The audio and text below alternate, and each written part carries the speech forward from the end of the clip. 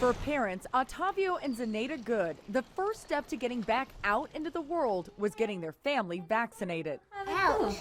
Their sons, 3-year-old Andel and 8-month-old Soren, were among the first kids under the age of 5 to receive the Pfizer vaccine. Zenaida, who has a PhD in immunology, felt confident about signing her kids up for the phase 1 clinical trial at Stanford. What made you guys decide, no, we want to go ahead and do this? Vaccines are one of the greatest inventions of immunology, and it's like the key for us to feel good and safe about our kids. One thing that we're concerned with is the long-term effects of COVID, and it's like, yeah, we'll take the vaccine any day over the potential downsides of COVID. Dr. Yvonne Maldonado is overseeing the trial, which will help researchers determine dosing.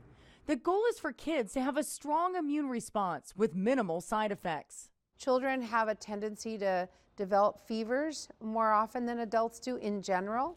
And we also know that children frequently respond to lower doses with good immune responses. Zenaida says Andel and Soren were given 1/10 of an adult dose. And baby Soren returned last week to have his blood drawn. Did your kids have any side effects? Not anything major. Andel, after his first dose, he was a little bit low on energy for one day and had a sore arm for one day. But after second dose, both kids had nothing. Maldonado says kids' side effects will likely be similar to adults, but it's a small price to pay.